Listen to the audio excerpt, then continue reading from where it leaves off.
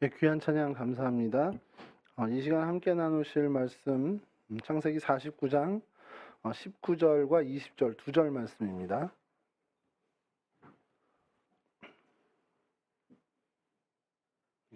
창세기 49장 19에서 20절 말씀인데요. 저희 길지 않으니까요. 같이 한 목소리로 함께 봉독했으면 좋겠습니다. 시작. 갓은 군대의 추격을 받으나 도리어 그 뒤를 추격하리로다. 아셀에게서 나는 먹을 것은 기름진 것이라 그가 왕의 수레상을 차리리로다. 아멘. 예, 저희 오늘은 성경의 인물 중에 갓과 아셀에 대해서 좀 살펴보려고 합니다. 계속해서 한 몇 주는 이 야곱의 12아들을 가지고 해야 될 것 같아요. 그래서 아마 연말 지나고까지 좀 보면서 그냥 한 사람으로 하기엔 좀 부족하고 두 사람으로 하기엔 조금 벅차긴 하지만 줄여봐서 좀 하겠다라는 생각이 좀 있어서요. 근데 이걸 하게 된 게 처음에 사실 성경의 인물 시리즈를 할 때 처음 시작을 해보려고 했던 거거든요. 근데 이게 무리수가 좀 있습니다, 사실은. 왜냐하면 성경적 근거가 너무 빈약해요. 사실 여러분 지난주에도 저희가 함께 스불론하고 이사가를 좀 말씀을 나눴지만, 그래서 이게 굉장히 성경학자들의 상상력과 또 고대 근동의 어떤 그런 문화들까지 다 종합해서 좀 이렇지 않았겠냐라는, 사실 그러한 것들을 좀 근거로 하다 보니까 성경 속 인물 이야기로 하기엔 조금 좀 그렇더라고요. 그래서 나중에 이렇게 좀 어느 정도 익숙해진 다음에 이렇게 성경 인물에 대해서 우리가 보는 각도가 이렇게 있습니다 하고선 할 때쯤이면 되지 않겠나 하는 게 한 2년이 걸렸습니다. 그래서 2년여 만에 좀 열두 아들들을 좀 보려고 하는데, 그래도 제가 일단은 은혜를 좀 받아요. 나름대로 이렇게 좀 찾아보면서 그래, 내 성경에서 정말 그렇게 많이 보고 들었는데도 이 사람에 대해서 한 번도 이런 생각을 해본 적이 없는데, 제가 설교를 준비하다 보니까 이게 솔직히 제 얘기는 아니잖아요. 여러분 아시잖아요. 제가 성경을 읽다가 창세기 49장 읽는데 하나님이 갑자기 성령이 감동해가지고 야, 너는 이렇게 전파해라 해서 설교문이 막 나오고, 그렇게 믿으시는 분은 안 계시죠. 여러 자료들을 막 찾아보고 하다 보니까 이 사람은 이런 각도에서 이사가를 이렇게 봐? 야, 갓에 대해서 이렇게 볼 수도 있구나. 이런 거를 하다 보니 저 나름대로 은혜를 받게 되고 그 대목에 마음이 멈춰서고 그러면서 준비를 하게 되는 거란 말이에요. 그러니까 여러분 이렇게 해서 가오진 목사님 어떻게 이런 걸 어디서 하나님이 알려주나 이런 생각하지 마시고요. 자료들이 알려줍니다. 그래서 오늘 갓과 아셀 왜 이렇게 얘기를 하겠습니까? 너무 큰 기대하지 마시라고 제가 말씀드리는 거고요. 오늘 좀 분주했습니다. 아침에 바로 직전에 방강희 전사님이 몸이 안 좋다는 얘기가 들어와서 이제 막 찬양 인도도 해야 되는데 곡도 제가 없잖아요. 그래서 대강절인데 그러면서 이제 생각했던 것들 이렇게 해서 막 하고, 또 방송도 오늘 갑자기 또 안 되는 거예요. 그래서 여러모로 바빠서 제가 경황이 없어서 오늘은 여러분 좀 양해를 해주셔야 되는 게 일찍 끝날 것 같습니다. 예, 좋아하시는 몇 분이 있는 줄 제가 알고 있습니다. 이 예배 이후에 후속 프로그램이 있으신 분들이 있으셔서 빨리 끝냈으면 하는 그 소망을 가지신 분들 제가 알아서 또 하나님이 이렇게 또 역사를 하시네요. 갓과 아셀 부모가요, 아버지는 야곱이 동일합니다. 모든 12아들이. 근데 이제 어머니가 다릅니다. 실바입니다. 실바라는 레아의 이제 몸종이 되는데, 갓의 이름의 뜻은 복됨이라는 뜻을 갖고 있고요. 복되다 이런 뜻을 갖고 있고, 아셀의 이름의 뜻은 기쁨이라는 뜻을 갖고 있습니다. 이게 이제 그 정설로 이렇게 돼 있는 거고요. 그래서 7번째 아들, 8번째 아들이 되는데, 이들의 시대의 배경은 앞서 우리가 알고 있고 야곱에 대해서 우리가 많이 생각했는데 그 시절입니다. 족장 시대였고요. 이 갓과 아셀이 태어날 때도 지난주에 말씀드린 것처럼 이 라헬과 레아의 이 후손 경쟁이 좀 치열할 때였습니다. 야곱의 아들들 부인이 다 엄마들이 다 다르죠. 그러면서 그들의 이름을 보면서 이 엄마들의 그때 당시 상태가 이랬겠구나. 여러분, 이게 저희는 되게 별일 없이 너무 익숙해서 그냥 지나가는데, 이게 유대 문화권에서는 있을 수도 없는 일일 수도 있어요. 심하게 얘기하면 엄마가 아들의 이름을 짓는다? 이게 말도 안 되는 거거든요. 사실은 아버지가 와서 아들의 이름을 지어야죠. 아니면 하나님이 계시를 해주거나, 엄마가 아이고 내가 얘를 낳고 보니까 이렇게 좋은데 이렇네, 이런 형편이네, 그래서 엄마가 이름을 지었다. 이게 그냥 저희가 익숙하니까 들어와서 어릴 때부터 들어와서 익숙한 거지 사실은 이건 말도 안 되는 일일 수 있습니다. 당시의 문화에 보면요. 근데 이 왜 이 성경은 그걸 강조했냐? 이 라헬과 레아와 라헬 언니 동생 사이인데도 그 사이에서도 이런 경쟁이 붙으면 물불 안 가리는 걸 저희들은 보게 됩니다. 그러니까 어떻게 보면 인생의 민낯을 보는 거죠. 하여간 그렇게 이 후사 경쟁이 계속 치열하던 그때에 라헬이 이제 가장 사랑을 받음에도 불구하고 자식이 없었단 말이에요. 그러니까 자신의 여종이었던 빌하를 남편에게 줍니다. 그러면서 거기서 아들 둘을 얻는데 단을 얻죠. 그러면서 단이 나의 억울함을 풀었다. 그러면서 이렇게 뭐 이름을 단이라 짓고 이게 좀 이해가 안 되는 부분인데 그러면서 또 언니랑 경쟁해서 둘째를 또 낳으니까 납달리라는 경쟁함이라는 뜻을 갖고 있는 납달리라고 이름을 또 짓는단 말이에요. 그러니까 야곱이 얘 이름을 단으로 해. 납달리로 해. 이것도 아니고 내 상황이 언니랑 경쟁해서 이제는 이제 하나님이 정말 판단해 주셨어. 그러면서 단이라 짓고 야 내가 이제 경쟁에선 제대로 이긴 거야라고 납달리라고 이름 짓고 이러한 상황들을 보면서 하나님이 이 둘의 경쟁을 보면서 어떻게 하나님이 그 지파를 또는 족장 야곱의 가정을 어떻게 쓰실지를 보여주신다는 겁니다. 자, 그렇게 경쟁이 이루어지는 그때에 동생 라헬이 자기가 안 되니까 자기 시종, 몸종을 남편 야곱에게 드리는 걸 이제 레아가 봤단 말이에요. 그러니까 레아는 어떻겠습니까? 그 마음이. 이미 아들 넷을 낳았습니다만 야, 이렇게 가다간 라헬이 빌하를 통해서 또 더 얻으면 어떡해? 더 애들을 더 낳으면 어떡해? 이런 불안감이 찾아올 거라는 거예요. 경쟁에 지면 어떡해? 이런 생각을 할 거란 말입니다. 근데 레아는 자기 형편을 보니까 자기는 아무래도 이제 틀린 것 같고 그러니까 똑같이 자기의 몸종이 된 실바를 남편에게 들여 넣습니다. 긴가민가 한구 어떻게 보면은 넣겠죠. 근데 실바 역시 임신을 하게 됐고 아이를 낳게 됐습니다. 그게 오늘 본문 11절인 창세기 3장 30장 11절인데요. 오늘 본문은 아니고요. 창세기 30장 11절인데 요건 제가 읽어 드리겠습니다. 레아가 이르되 복되도다 하고 그의 이름을 가시라 하였으며 여기도 엄마가 이름을 짓는 거죠. 그리고 자기 형편이 내가 이제 정말 복을 얻었나 보다. 하나님으로부터 내가 복을 받았나 보다. 이런 심령으로 복되다라는 뜻의 이름에 가시라고 이름을 지은 겁니다. 전에 이 시간에 항상 이 히브리 사람 이름을 우리 요즘 말로 바꾸면 어떻게 될까라는 생각을 좀 한번 해보다가 포기를 했잖아요. 근데 갓은 아주 쉽습니다. 그냥 복복자가 들어가면 되는 거예요. 그냥 뭐 저 같으면 만약에 우진이 대신에 진짜의 복을 우복이 뭐 이렇게 해서 복자를 듣는 그런 식의 이름을 지은 겁니다. 그 얼마나 좋았으면 그렇게 했겠습니까? 이게 나한테 이제 복이 됐구나.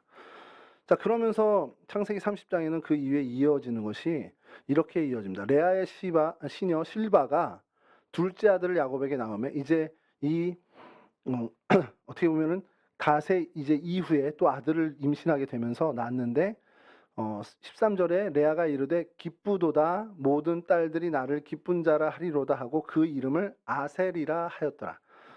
그러니까 이 갓도 기쁘고 복된데 또 아들을 하나 얻어준 거예요.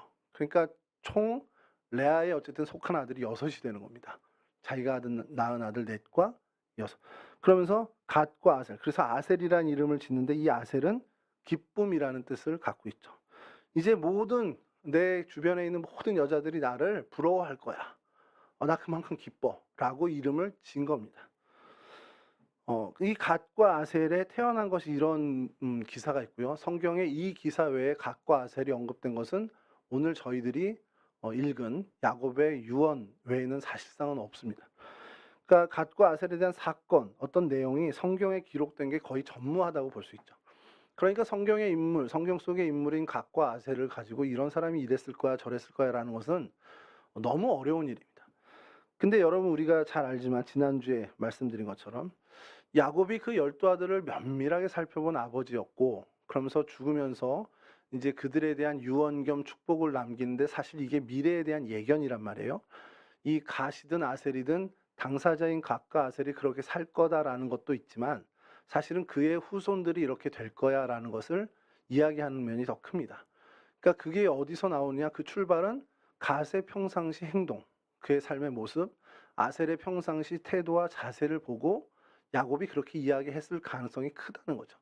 그러니까 야곱의 이 유언과 같은 예언 또 축복이 사실은 이 갓과 아셀의 일상 삶이 어땠는지를 유추할 수 있는 근거가 된다라는 것이 성경학자들의 전제였고, 사실 그걸 가지고 여러 자료들을 그들이 이제 섭렵하면서 사실은 주장하게 된 것을 제가 이제 보게 된 거죠.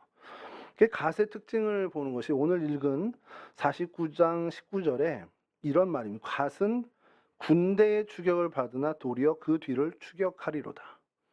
평상시 야곱이 갓의 모양과 그의 삶의 자리, 삶의 태도를 다 보고 이 녀석은 이런 인생을 하나님이 이렇게 복을 주시겠구나라는 것을 선언하는 대목인 겁니다. 이 갓의 후손도 사실은 이와 같은 일이 이제 성경학자들은 막 근거를 대서 요물조물 이런 이 야곱의 유언이 이루어졌다 이렇게 보여지는 그 구절들을 가지고 오고, 또 이제 외경이나 이런 데서도 가지고 오는데 그걸 여기서 소개하기는 참 어렵고요.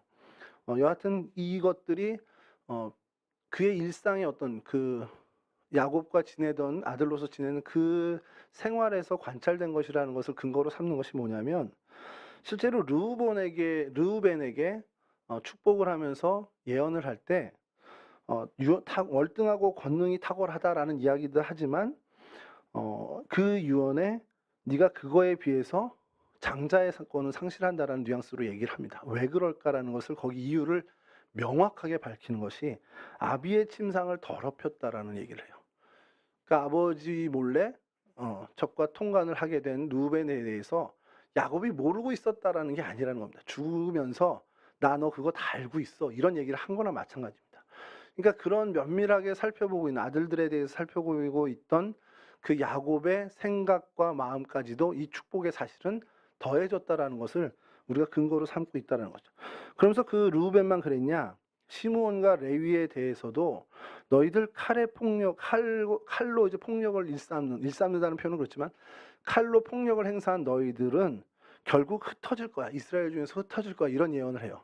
이건 뭘 가지고 얘기합니까? 그 디나 사건 때 시므온과 레위가 하모르 율성 세겜에게 가서 사실은 그 남자들 다 도륙하잖아요. 그게 야곱 가문에 굉장히 큰 위기가 됐었고, 그걸 야곱은 정확하게 기억하고 이 죽기 직전에 너 이렇게 니네 칼로 흥했으니 니네 정말 맨날 칼 때문에 불안해가지고 뭐 쫓겨다니고 흩어지는 그런 인생이 될 거야 라는 그런 어떻게 보면은 저주 비스무리한 예견을 한다라는 겁니다. 그러니까 자식들의 됨됨이가 그 유언 속에 사실 녹아 있는 것이 어떻게 보면 좀 설득이 되는 거죠. 그렇다면 이 아버지 야곱이 바라본 갓은 어땠을까? 그것이 오늘 내용인데, 군대의 추격을 받지만 도리어 그 뒤를 추격할 거야 라는 미래 예언적인 축복을 합니다. 군대의 추격을 받는다는 거, 이게 좀 의견이 약간씩은 분분한데 대개 이제 공통적으로 얘기하는 것은 어려움을 당할 것이라는 데는 다 동일하게 얘기를 하더라고요. 어느 이제 그 해석도 갓이 어려움을 당할 수 있다는 겁니다. 그리고 어려움이 군대가 몰아치는 것만큼 야 끝났구나 할 수 있는 어려움일 수도 있다라는 거죠. 그 해석을 좀 합니다, 성경학자들은. 자, 그런 어려움을 당할 것이다. 그리고 실제로 갓의 위치가, 이거는 이제 좀 그 주석에 나온 얘기인데, 형제들 사이에서요, 그러니까 객관적으로 봤을 때 우리가 이제 2000년, 4000년 뒤에 이렇게 딱 봐서 객관적으로 봤을 때 갓의 위치가 그렇게 좋지 않은 위치는 확실해요. 뭐 마찬가지 오늘 그 아셀도 마찬가지지만 아셀과 갓을 놓고 보면 갓이 형이잖아요.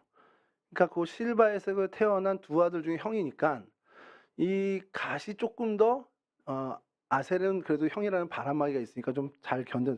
왜냐면 무슨 얘기냐면 갓의 어머니가 레아의 여종이었던 실바잖아요. 그러면 이 네 명의 아내의 순위를 한번 따지면 어떻게 될까요? 제가 이거를 오늘 자세하게 하려고 준비를 쫙 했는데 오늘 일찍 끝내야 된다는 외압이 있었습니다. 그래서 요거 그냥 간단하게 넘기려고 한 것이, 여러분 요번에 저도 뭐 보려고 본 게 아니라 김혜수가 나온다 그래서 뭐 한간에 화제가 됐나 봐요. 근데 드라마 제목이 또 슈룹이래요. 그래서 내가 무슨 어느 나라 말이야 저건 그랬더니 우리나라 말이랍니다.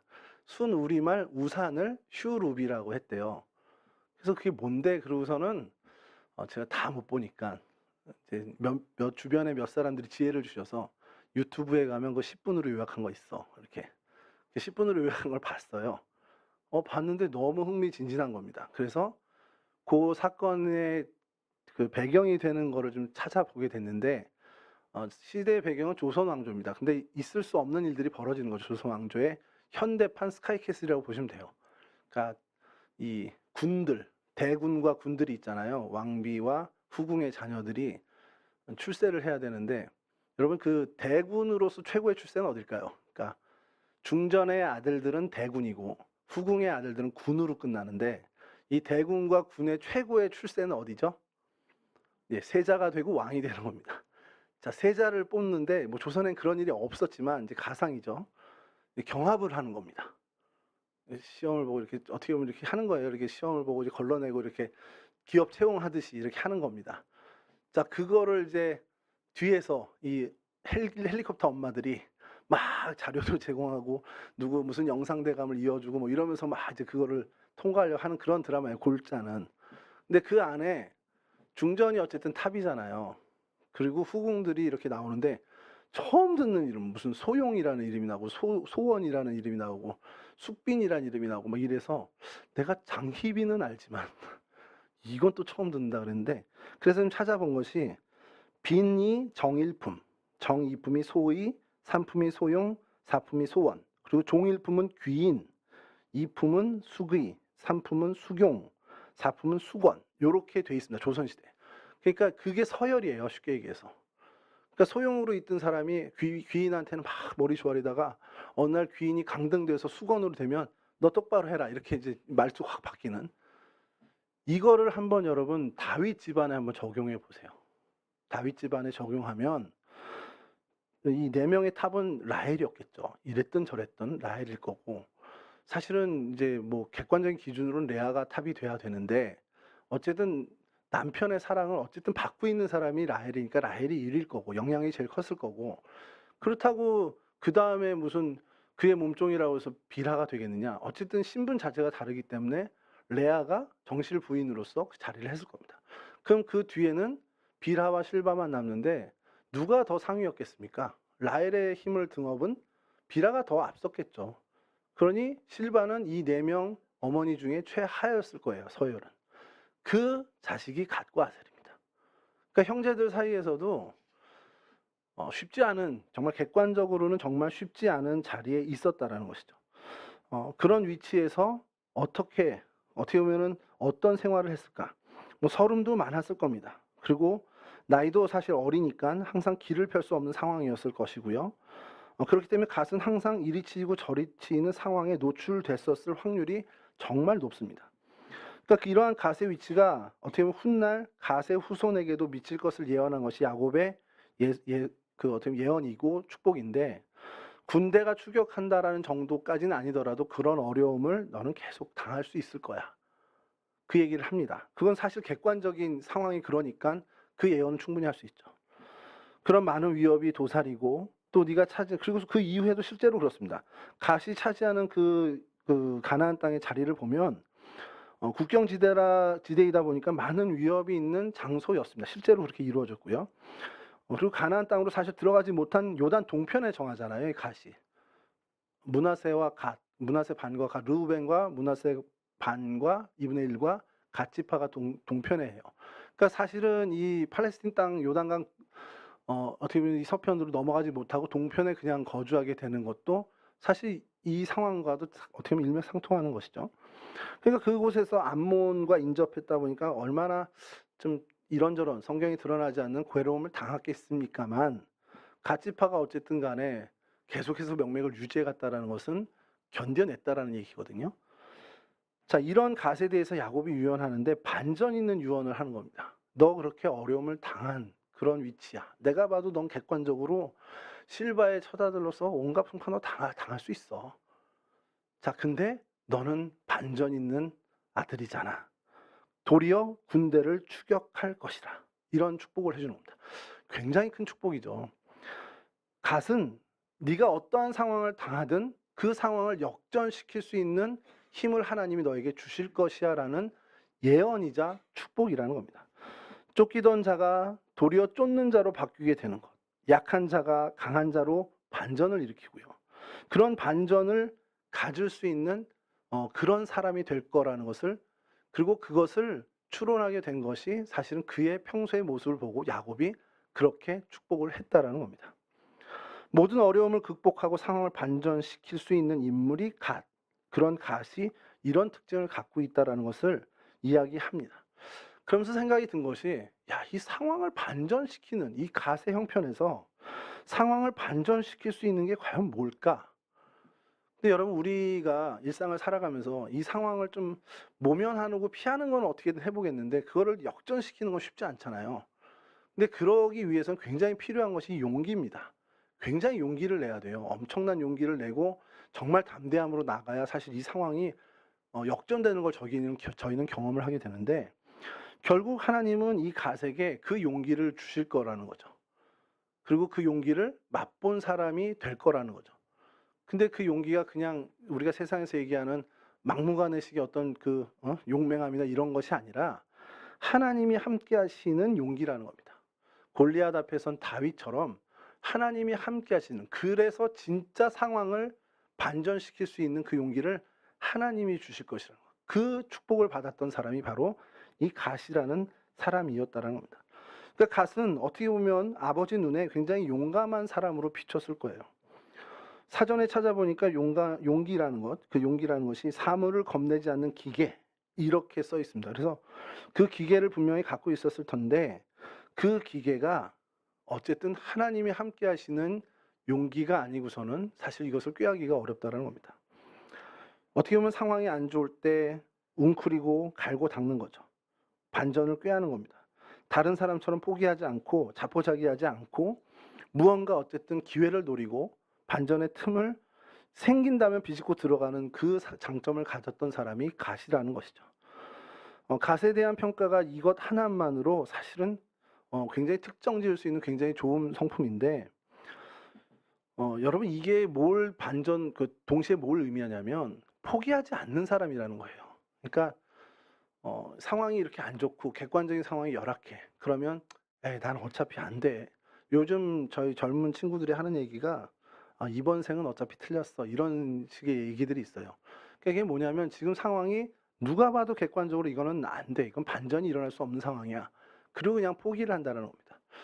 그럴 때 우리가 갓을 생각하면 포기하지 않고 하나님이 주시는 그 용기를 구해야 된다는 거죠. 하나님, 내가 이 난관을 정말 뒤집을 수 있는, 어떻게 보면 반전시킬 수 있는 그 용기를 하나님 내게 좀 주십시오. 그 하나님이 함께 해주십시오라는 그 어떤 간구를 우리가 해야 한다는 것이죠. 여러분, 우리가 많이 경험하는 게 상황이 안 좋을 때, 정말 안 좋을 때 놓일 때는요, 그냥 상황을 그냥 포기합니다. 뭐 대안을 찾게 되거나 뭐 그런 것도 안 하게 되고 아예 포기하는 경우가 참 많죠. 이게 신앙이 있다 없다의 차원이 아니라 우리가 그래요. 우리 인간이 참 연약하기 때문에 그냥 상황에 이렇게 내몰리게 되면 그냥 포기하는 게 많이 일어납니다. 근데 중요한 건요, 포기해도 되고 그래, 뭐 인생에서 내가 뭐 돈 몇 푼 더 덜 벌지 이런 걸로는 상관이 없는데, 정말 포기하면 안 되는 상황들도 우리 가운데 닥쳐요. 여러분, 조선 말에 복음이 우리 가운데 전래됐을 때 정말 상상도 불허하는 핍박이 일어났습니다. 그때 그 상황을 보면 누구도 그 신앙을 지킬 수가 없어요. 그건 신앙이 있고 없고 차원을 떠나서. 근데 그때 죽음을 무릅쓰고 그 용기를 발휘해서, 주님이 주시는 용기죠, 발휘해서 그 포기하지 않는 사람들로 인해서 이 나라가 사실은 여전히 주의 복음이 왕성하게 일어나는 걸 저희가 보고 배우고 여지껏 신앙생활을 하지 않습니까? 뭐 일제시대 막바지에도 마찬가지였고요. 군사정권 시절 그 민주화에 힘을 실었던 교회의 어떤 그 신앙의 선배들, 참 어려운 시절을 또 보냈습니다.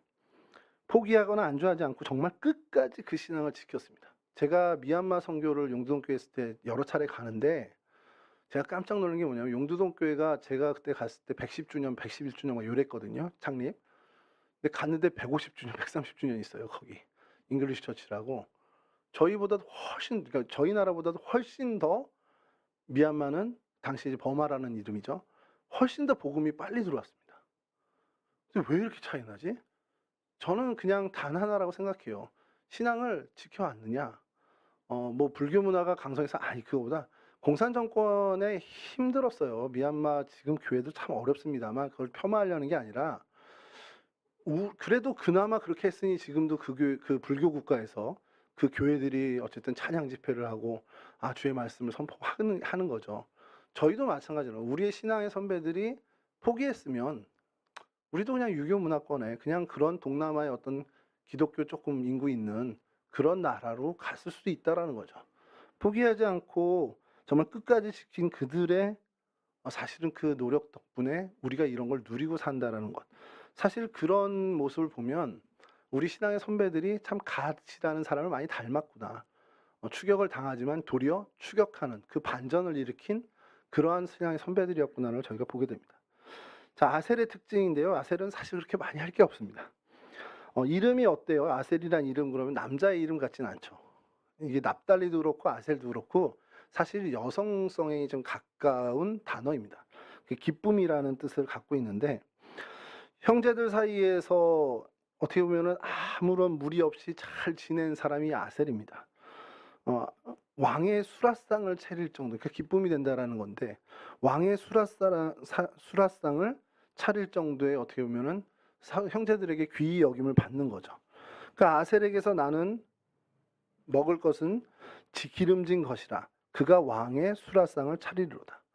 그러니까 뭔지 모르지만 풍성하고 뭔지 모르지만 좀 윤택한 사람이 될 것 같은 그러한 어떤 모습을 야곱이 그에게서 발견해냈다라는 거죠. 아니나 다를까 이 아셀 지파의 땅이 지중해를 끼고 동쪽으로는 산맥, 남쪽으로도 산맥해서 굉장히 윤택한 지역이었단 말이죠. 실제로 거기서 특산물이 많이 났는지는 제가 조사를 못 해봤지만 왕의 수라상을 차릴 만큼 어떻게 보면 굉장히 사람들에게 그 주변의 그 형제들에게 기쁨을 받을 만한 성품을 갖고 있었던 것으로 추정한다는 겁니다. 그러니까 이거는 좋게 얘기하면은 굉장히 융화를 잘하고 좀 어떻게 보면 상황에서 어떤 이런 적응을 잘한 것으로 보지만 좀 약간 나쁘게 보면은 실속을 챙기는 사람이라는 거죠. 자기 이속은 절대 놓치지 않는, 자기 손해 보는 짓은 전혀 하지 않는 그런 사람. 그러니까 쉽게 얘기해서 총평을 하면 부드럽고 온유해서 약해 보이긴 하나 실상은 그 힘을 이용해서 강한 어떤 그 모습을 가진 사람이 아셀이라는 것으로 평가를 할 수 있다는 겁니다. 본문에 의하면 야곱이 유언처럼 예언한 것이 아셀에게서 나는 먹을 것이 기름질 것이라는 것. 그리고 아셀은 비교적 평화롭고 어떻게 보면 풍요롭게 안정을 누릴 것이라는 것을 이야기하는데 아까 말씀드린 것처럼 가나안에 입성했을 때 그 차지했던 땅이 그래요. 갈릴리 서편인데 굉장히 기름진 땅이라고 합니다. 그리고 서쪽은 지중해를 끼고 있고요. 동쪽에는 납달리 지파가 자리하면서 외세 침략에 대한 그 두려움은 없는 그 지형이었고 또 지중해를 끼고 있고 남쪽으로는 갈멜산이 버티고 있어서 이 자리가 수량도 풍부하고 어떻게 보면 옥토와 같은 그런 자리였다라는 거예요. 그래서 말씀드린 것처럼 거기서 뭐 좋은 특산물이 났는지는 모르지만 어쨌든 이 야곱의 예언이 이 축복이 이루어진 것 아니냐라는 것이 이제 성서학자들의 이야기입니다. 이 아셀 지파가 이런 것을, 그러니까 아셀 지파뿐만 아니라 아셀이 그런 기라성 같은 형들 사이에서 그래도 평화롭고 온화하게 삶을 지속시킬 수 있었다라는 것은 뭘까? 결국 그가 온유함이라는 것, 그리고 형제들을 잘 융화시키는 그런 탁월한 기질이 있었기 때문이라면 우리가 그런 아셀의 모습을 보면서 좀 생각해 볼 것이 있다는 거죠. 사람과 사람 사이에 갈등은 있을 수밖에 없습니다. 분명히 갈등이 생기고요. 또 어느 한쪽이 시작하든 간에 어쨌든 그것이 갈등이 드러날 수도 있습니다. 그러니까 우리는 항상 이 삶을 사는데 그래서 우리가 이런 어떤 관계를 아예 끊고 살면은 모를까 관계를 늘 맺고 살아가야 되는 상황이라면 사람과 사람 사이에서의 그 인화라는 것을 사실 굉장히 우리는 늘 생각하면서 살아야 한다는 것이죠. 여러분 나와 저 사람의 그 융화도 중요한데 이 사람과 저 사람 사이에 있는 내가 어떤 역할을 하는지도 굉장히 중요하거든요. 그러니까 그런 것들을 우리 다 감안하고 살아가려니 얼마나 힘듭니까? 근데 제가 여기 느끼는 게 결국 이건 하나님이 하시는 거구나. 그래서 그걸 찾다가 재미난 걸 찾았습니다. 여러분 물과 기름이 안 섞이죠. 막 젓가락으로 막 해도 안 섞이잖아요. 뭐 이렇게 둥둥 떠 있고. 그걸 섞이게 하는 물질이 뭔지 아세요? 음식에는 안 쓰지만 그 공업이나 이런 쪽에서 화학 쪽에서 써야 돼요. 그게 계면활성제라는 겁니다. 그래서 샴푸의 어떤 주 원료가 되는 비누잖아요. 비누는 기름인데 그게 우리가 샤워하면서 물에 섞여 가지고 이게 해서 우리의 단백질을 싹 제거해 줘야 되는데 그 촉매의 역할을 하는 게 계면활성제입니다. 그러니까 이게 가미가 되면 기름과 물이 되게 잘 섞이는 겁니다. 저 그러고 보면서 '야 이건 하나님의 은사다.' 하나님이 주시는 은사가 아니고서는 사람과 사람 절대 이 두 사람이 어울릴 수 없어요. 같이 일할 수 없는 사람. 내가 봐도 그래. 근데 그 사이에 하나님이 하나님의 은사를 입은 사람만 배치해 두시면 그 둘이 함께 춤을 추며 일을 하는 모습을 저희는 교회에서 봅니다. 실제로 보게 돼요. '아 이건 하나님의 역사구나.'라는 걸 저희가 보게 되죠. 그럼 이걸 그냥 우리 공부하면서 아셀이라고 우리가 칭한다면 '야 이런 아셀 역할을 해줄 수 있는 사람이 참 많으면 좋겠다.' 그럼 교회가 얼마나 뭐 어떤 색깔이든 어떤 모양이든 어떠한 성향이든 상관없이 그 아셀이라는 사람들로 인해서 교회는 다 하나가 되면서 하나님의 일을 해낼 수 있잖아요. 그러니까 아셀을 보면서 엉뚱하게 이제 그런 생각을 하는 겁니다. 그리고 또 하나는 그렇게 어떤 계면 활성제가 딱 이제 포함되는 건 이 사람과 이 사람 사이에서 내가 하는 역할이고 저 사람과 나 사이에선 그럼 뭐가 어떻게 돼야 되냐? 거기는 빼내야 된다는 겁니다. 그래서 '이것도 기름과 뭐에 있지 않을까?' 막 생각을 했는데 호주 국립대 리처드 파셜리 교수가 발견한 것을 찾아냈습니다. 물과 기름이 섞이는 게 계면활성제 외에 다른 방법이 있어서 이분이 특허를 냈는데 물속에 녹아있는 산소와 질소로 이루어진 그 가스를 제거하면 섞입니다. 이게 특허낸 거예요. 야 이거 되게 복음적이지 않습니까?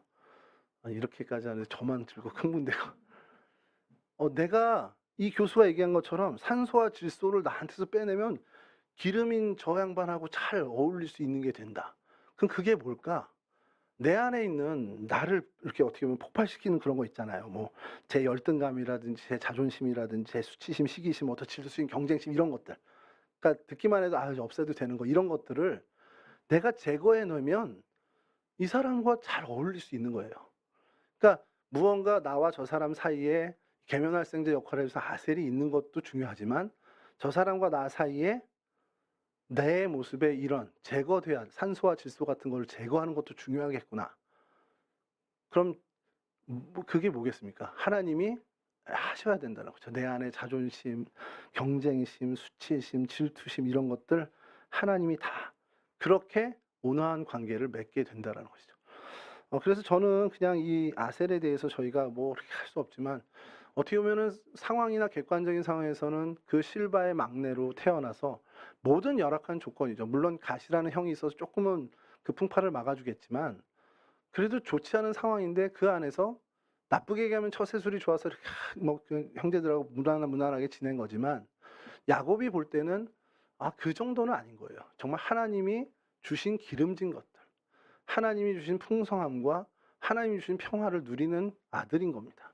그러니까 모두가 그를 어떻게 보면은 다 좋아하게끔 왕의 그 잔치상에까지도 올릴 수 있는 것을 내는 그러한 사람이 될 수 있다라는 것. 그런 면에선 그가 형제들 사이에선 정말 그 계면활성제처럼 온화함으로 그들을 화평하게 하는 역할을 했을 것이고 자신과 형들과의 사이에서는 자신의 것을 포기하고 내려놓음으로 인해서 그 평화의 관계를 유지해 갔을 것이라는 것이죠. 만약에 2022 년도 오늘 저희들이 이 아셀에 대해서 아셀이 그러하다라는 것을 전제해 놓고 우리가 배운다면 결국 우리도 마찬가지입니다.